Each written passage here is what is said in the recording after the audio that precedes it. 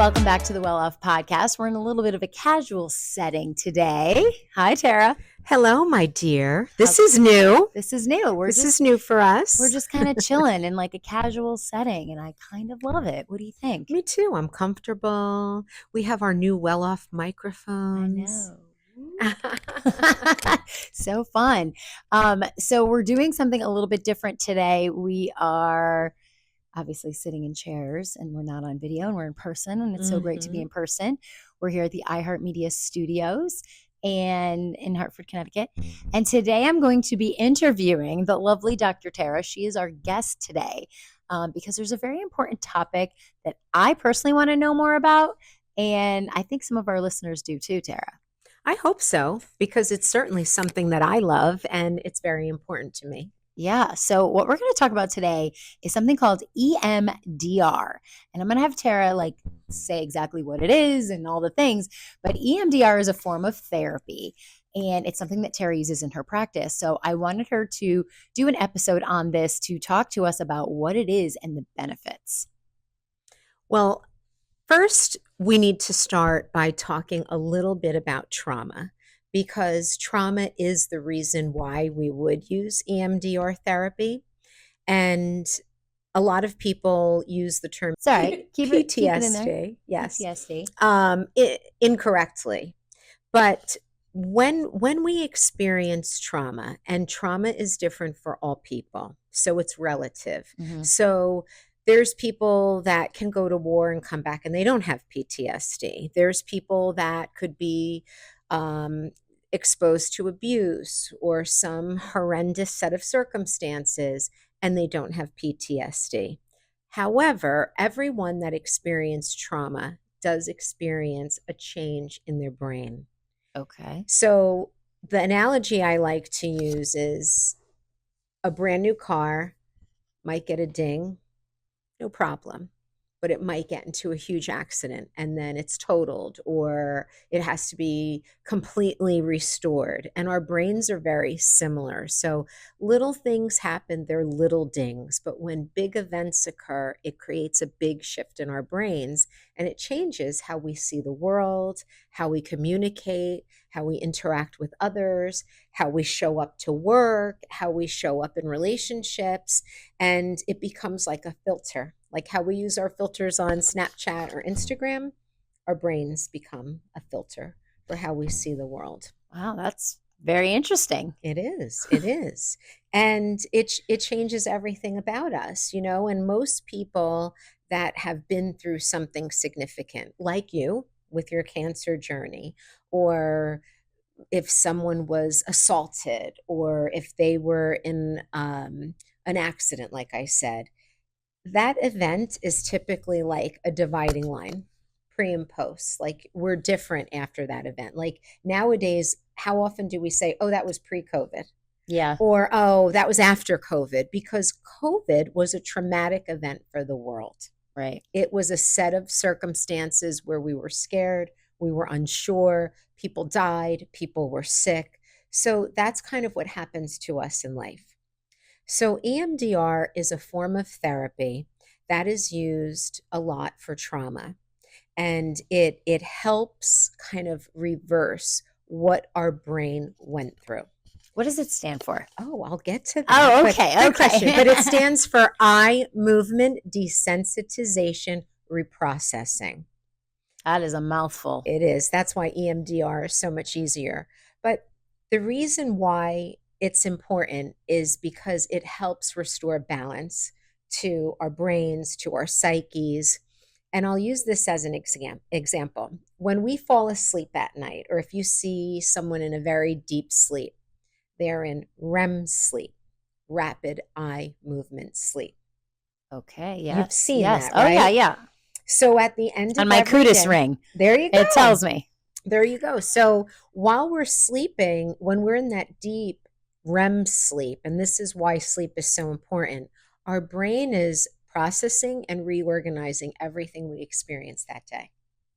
And our eyes are moving back and forth from feeling to logic, feeling to logic, right brain, left brain, right brain, left brain. And the goal is that we wake up the next day completely refreshed, and our brain has kind of organized itself and reset for the day. Okay. But again, when we experience trauma, we lose that inability, and it's almost like we get stuck. And we have negative beliefs, we have negative behaviors, we have fears, we have anxieties. We may have post traumatic stress disorder where we're having flashbacks or feeling like that trauma is going to pop up again. So in EMDR, it's a process to get the client there, but once you follow a lot of steps, what you're doing is using quick movements Okay. to make the eyes move the way they're supposed to reprocess the event. Now, I'm giving you a very simplified rationale and explanation, but that's the essence of it. So when you're about to do EMDR, there's a lot of pre-work that's done in session, Okay. making sure the client feels secure, walking through events, measuring their level of distress. You don't start EMDR until a number of conditions are set in place. Okay. But then once you come with a kind of a target list of things you want to address, the eye movement, desensitization, reprocessing helps to restore balance. And sometimes it's miraculous. People feel better immediately. Yeah. Sometimes it takes multiple sessions, but EMDR is meant to be short term. So it's very possible for someone to be in therapy, have a great relationship with their therapist, but they're stuck on something. Sometimes it could be a fear. Yeah. I've worked with people that just came because they had a fear of vomiting, emetophobia, and we worked on it, reset it, and then they went back to their therapist. So it's not meant to be long term. It's meant to be very solution focused, very targeted to get people back on track. Okay. So that was definitely a lot, but was it a lot? You asked for it. No, I know. So I've been hypnotized before. And one of the things that when I was hypnotized, I had to relive my past traumas in order to get through it. Mm-hmm. And from what I hear with EMDR, you don't have to do that. That's correct. And that's one of the benefits, because sometimes when someone has really been through significant trauma, the last thing they want to do is rehash it. Yeah, exactly. That's why it's like, I'm going through this hypnosis and I'm crying and it's very emotional. Yeah. And that's the last thing you want to do in EMDR. You don't want to re-trigger someone. You don't want to re-traumatize them. And they don't even have to tell their story. It's more important to understand what the impact of that. So if, let's say, a traumatic event caused you to now start believe I'm going to die, or I'm going to get sick again, or it's generating a belief system that's triggering emotion and behaviors. That's what we're zeroing in on. The negative or the faulty belief that they have, not so much the story about what brought them there, not reliving it. Got it. Finding out where they're stuck. Got it. So if I came to you and said, I need to, ever since cancer, I can't even look at a needle, or that's not the case. We can work on that. It's not the case, but something like that. Yes. And then, so how would this work? What would you do? Like, do you do something? What do you do with the eyes? Well, I have a device that I don't have with me. Some practitioners actually use their fingers. I actually have a pointer with a little felt ball because I feel like I have more control over that. And once you're in that state, you have them focused and it's very measured. You don't want to go out of their field of vision, and you're bringing them back to the center, out, back to the center. And their eyes have to follow while you're working on this sequence. Wow. Mm-hmm. So I have a friend who gave birth and had a very traumatic experience giving birth, and she did not want to have any other children. Right. So she went to an EMDR therapist. Yes, and it cured her. Yeah. It watching it in real time, it's it's fascinating. It's Yeah. amazing to me. And the more you study it and the more you have success with it, the more you trust, right? Right. Right. You know that you can get your client to where they need to be. And it's just it never ceases to fascinate me because our It is. brains are just unbelievably complex, but yet our brains, like our bodies, want to heal themselves. Yeah. Like if we cut ourselves, our body knows exactly what to do to send, plasma and prostaglandins to a wound so it Who? heals. But but Yeah. our brains are the same. When things happen to us, our brains want to reprocess, but sometimes we just get stuck. Wow. And my friend that was telling me about this, she was like, this would be something great for you to get over Hmm. the traumas of cancer and certain things. And Yes. then, I was in a relationship with a narcissist for so long, and that had significant trauma on me as Yes. well. And like, I never want to relive that. So this would be something that, might benefit me Sure. to try to get rid of, that kind of trauma. Because what happened, the experience of it has changed your view of the world. It's changed the way that you think about certain things. And that's what EMDR is attempting to change. You can't change what happened. You want to change what your beliefs are that are defeating. Got it. So basically, me thinking that every man is a lying, cheating, alcoholic narcissist. Precisely, because that's not true, right? Feelings Right. aren't facts. Right. But Right. your traumatic experience has created that negative belief, Wow. and that impacts your life. Wrap yourself up in the special comfort that instantly makes you feel that you're in the lap of luxury with Cozy Earth's classic cuddle blanket. It is my favorite. It's, Gina, there's no words. It's like a warm hug. I mean, you can see right now, I have the bubble cuddle blanket, which I sleep with every single night because I'm always freezing, and it weighs like 1,000,000 pounds. It does. The classic cuddle blanket is like, it almost feels like a weighted blanket, and I feel less anxious. I sleep better. It's just unbelievable. I know it's equal parts indulging and inviting. And, with February being the month of love, we have to show ourselves a little love by cuddling up with our big blankets. That's right. And if you use the code Cozy Welloff, you get to treat yourself for 20% off. Yes. And these blankets, I'm telling you right now, once you've had this blanket, you're never going to go back. And Cozy Earth offers a guarantee. So if you don't like it, which we promise you will, you can send it back for a full refund. So go to cozyearth.com, use your code CozyWellOff, and make your home the ultimate sanctuary. No shit. Yeah. I mean, I have dated, but, Yeah, but not enough to sure. get over that hump. But Mhm. so what would you say to somebody who comes to you and says, you have this traumatic event? Like how do you know when somebody needs EMDR versus traditional therapy? Well, I think a lot of it has to do with the reasons that they're in therapy.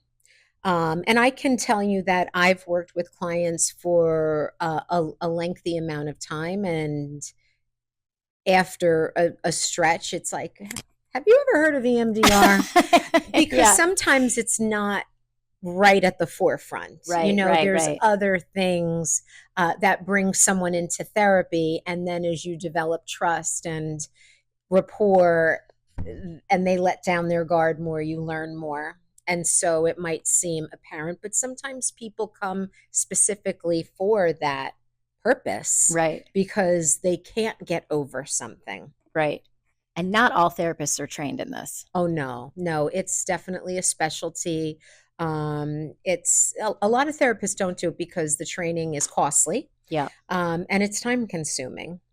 But one of the things that I love about it, which is so important, is to learn it, you have to do it. You have to participate. Oh, so you've done this. Oh, yeah. Like someone's done it to you. Yes. Yes. And did it work for you? Yes. Really? Yes. And sometimes, especially in training, but even when you're working with clients and they've done EMDR so they know what it is, they could come to session and have had a horrible day at work or a horrible like a fight with their spouse or partner. And you could do a little EMDR to kind of help reprocess it and reorganize it. So it's a wonderful tool, but not everybody does it because it's not everybody's cup of tea. Maybe Right. trauma is not their specialty. But I find that more therapists do it than not nowadays. It's not so much of a Niche, unique yeah. specialty.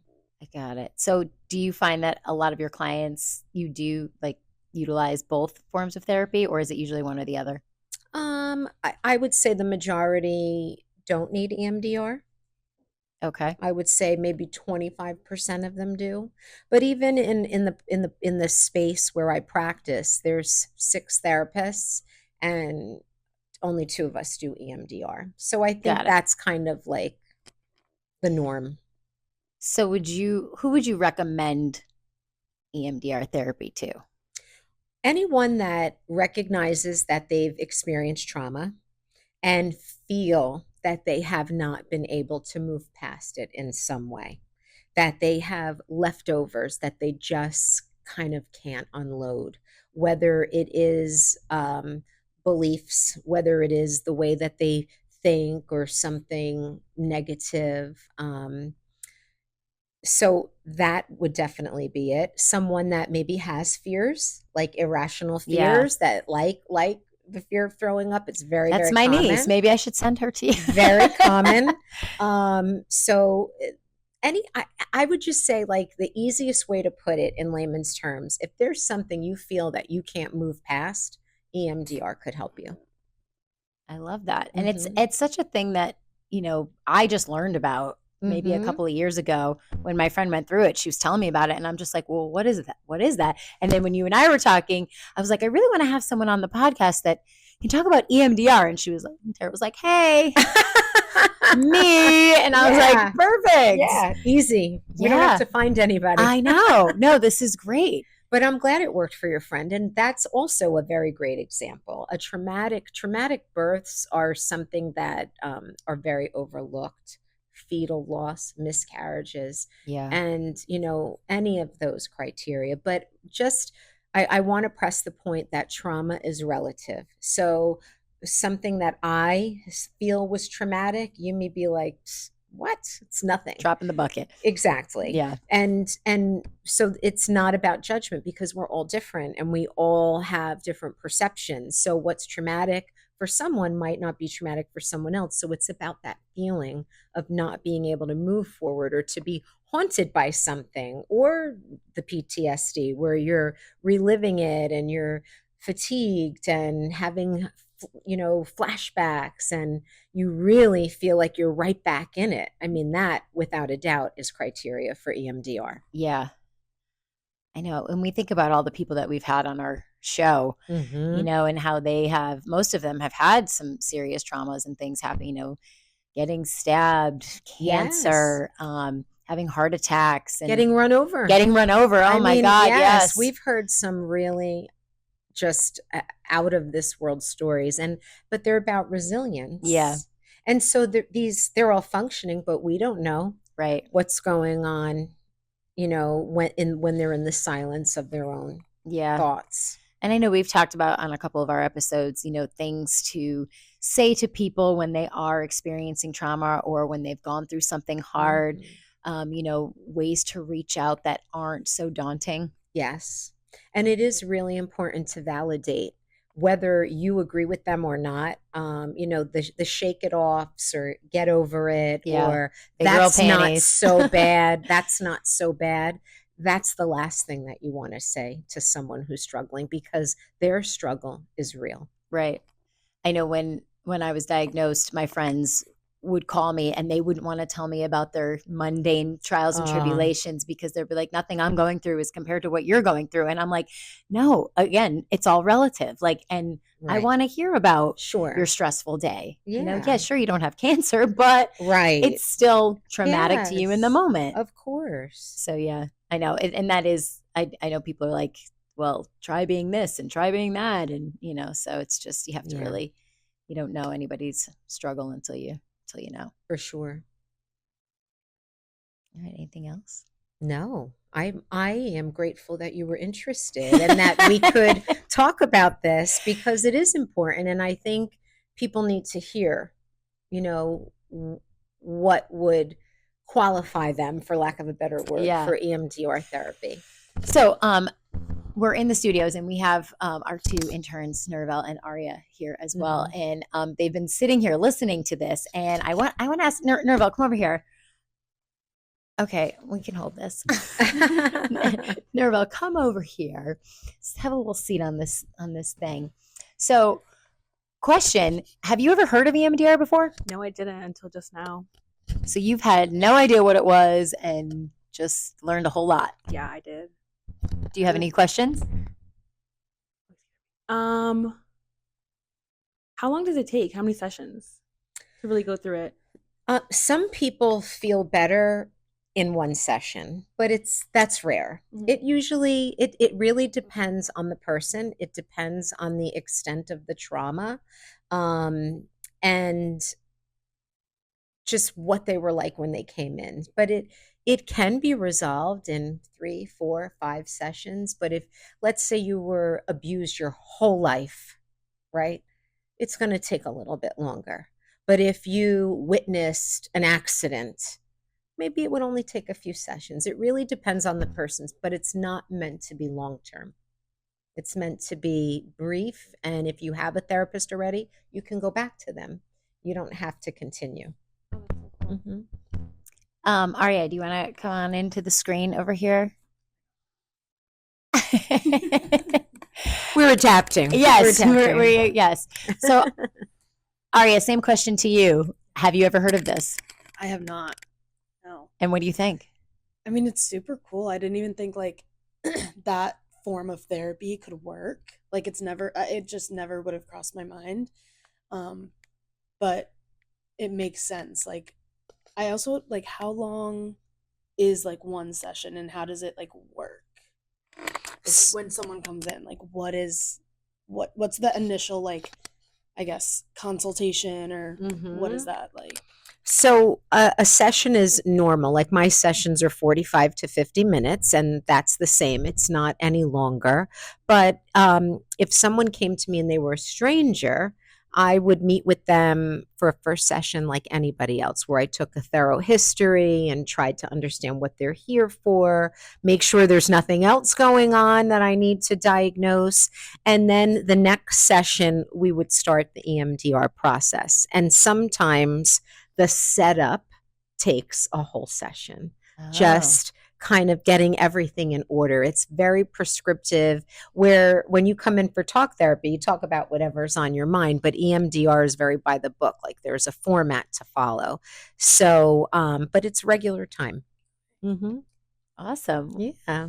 Well, thank you. Great questions. Yes, I know. And I was thinking, I'm like, I wonder how the younger generation feels about EMDR and if they even know what it is. So thank you both for sharing your questions and insights. And thank you, Tara, for shedding a little light on this subject. My pleasure. Always a pleasure. So if you or someone you know is struggling with something, Tara, what do you suggest for them? There is a website called emdria.org. So it's EMDRIA.org. And on that website, you can put in your location and find an EMDR therapist across the country, across the world. I love that. So thank you for sharing all of your wisdom. This was so fun to just like do. I know, we're hanging out, chilling, and so no headphones, nothing. I know, it's really kind of nice. I know. But anyway, all right. Well, listeners, check out the website, and if you have any questions, you know where to find us.